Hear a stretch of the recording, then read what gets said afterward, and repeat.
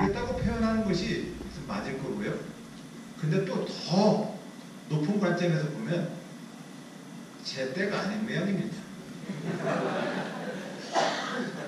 예, 아주 구체적으로는 저의 실천을 위해서 제가 부족했다라고 생각을 하고 부족한 점을 찾기 위해서 저는 노력을 해야 되겠지만 더 길게 높게 보면은 때가 아니니까 안 핀 거겠죠. 예, 자기 때가 되면 꽃은 피기 마련 아닙니까? 그런 측면에서 저를 응원했던 분들께는 그런 말씀으로 유로 말씀을 올리고, 그리고 굉장히 치열하게 경쟁했지만 선거 끝나고 나서 볼에다가 뽀뽀하는 수준의 나라는 됐다. 네.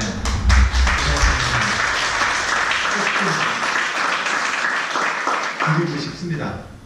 그게 왜 안 되는가 이렇게 보면 패배를 자기 인격이 졌다고 생각을 하기 때문에 문제인 것 같습니다. 패배는 사실상 누구에게나 있는 일 아니겠습니까?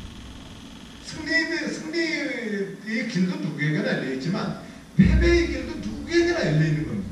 근데 그 패배를 내가 인격이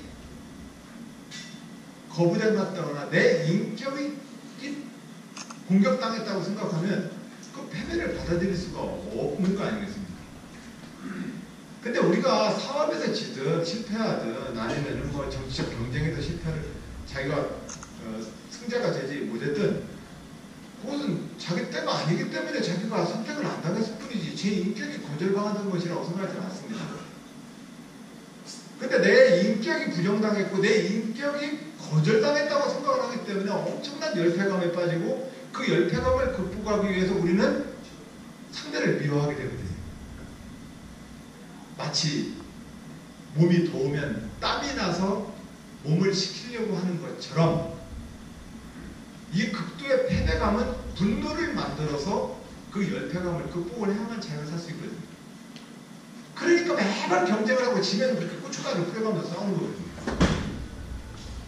근데 우리가 이제 대한민국이 그 수준은 넘어가야 되는 거 아니겠습니까? 저는 정치인으로서 뭐 선거에 나가서 떨어지더라도 저 안희정은 안희정입니다.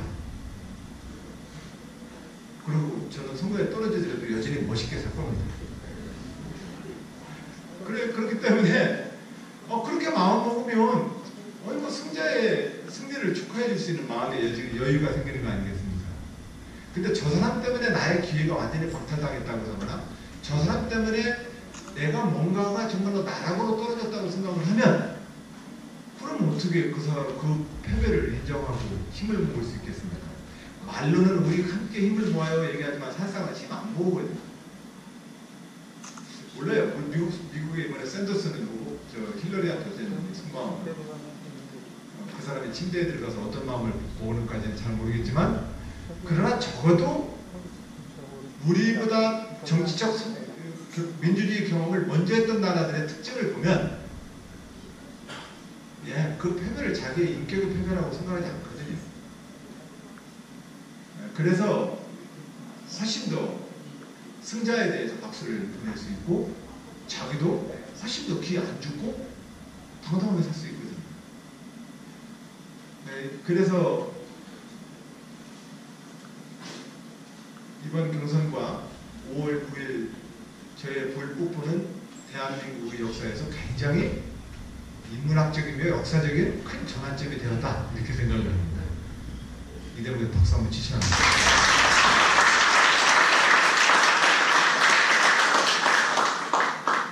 그렇게 대한민국의 정치가 앞으로도 더 많이 발전을 해 나가길 바랍니다. 그리하고 대한민국이 이제 진보 진영은 진보 진영도 또 보수 진영은 보수 진영도 또 그런 마음으로 이렇게 앞으로 더 정당과 정치가 좋은 역할을 국가사회의 발전에 기여하도록 이제 그런 정치가 되었으면 합니다.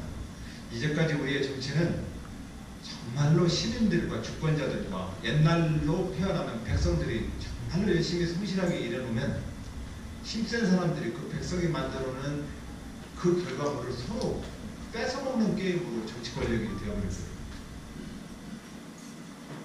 근데 이제 정치와 국가가 그 평범한 시민들한테 기여하는 국가가 돼야 되는 거 아니겠습니까? 그게 정치가 만들어진 이유이고, 그거 하라고 우리가 열심히 일해서 세분되는 거 아니겠습니까? 바로 그런 시대로 대한민국이 이제 넘어가야 된다.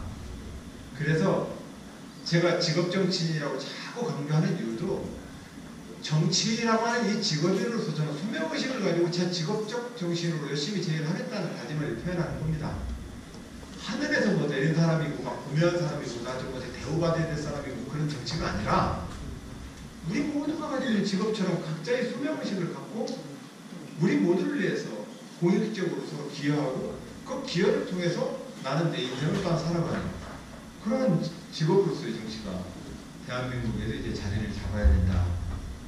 이런 생각으로 지난 경선, 뭐 그 이전서부터 저는 늘 직업정치인이라고 스스로 표현을 했습니다. 사실 평생 직업정치인이 됐습니다. 다른 걸 별로 해본 적이 없기 때문에. 물론 제 생계를 위해서 뭐 다른 사업도 해보고 해봤지만, 16살 고등학교 1학년 광주항쟁 때 대전에서 학교를 다니다가 학교를 계엄사에 잡혀가서 고등학교 1학년 때 지적된 이후, 저는 평생 혁명가이거나 또는 정치가라고 하는 자부심을 갖고 살았기 때문에 저는 천상 직업정치인 것은 분명합니다. 사회적으로 막 많이 성공을 하고 이래가지고 정치권에 영입된 사람은 아니죠. 그 30여 년 동안 그러니까 여러 가지 저도 많은 풍파를 겪었습니다. 많이 풍파를 겪었는데 그렇게 그러니까 달코다른 정치인 냄새는 안 나죠. 예.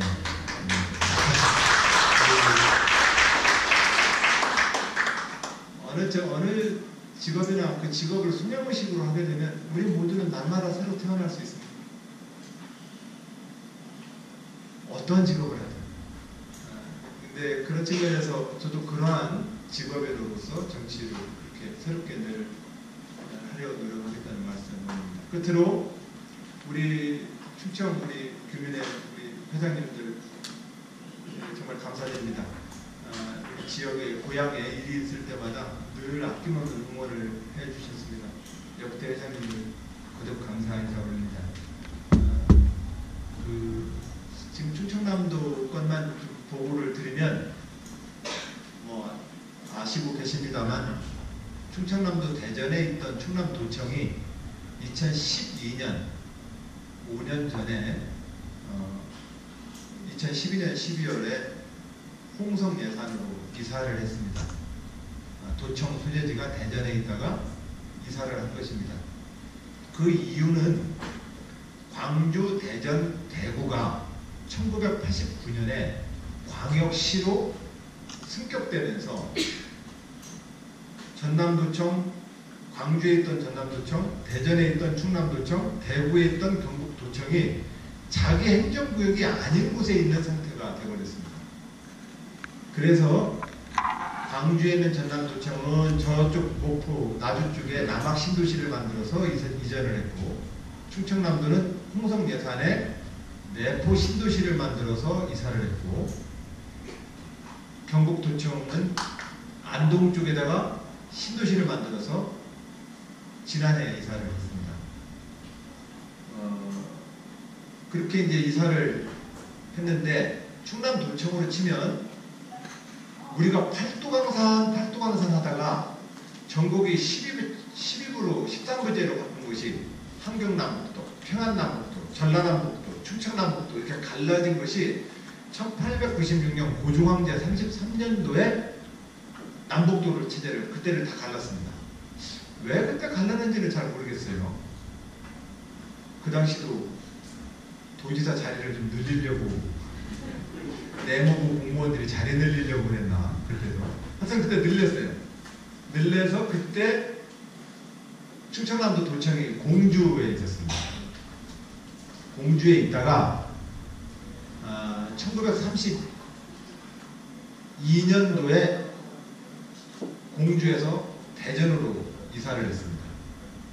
그때는 이제 총독부 시절이죠.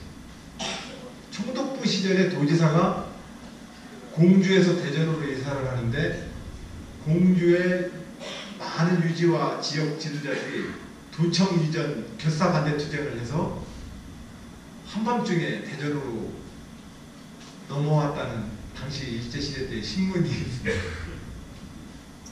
그러고 나서부터 80년 만에 대전에 있다가 이제 홍성으로 이사를 간 것입니다. 제가 2010년도 도지사가 되었을 때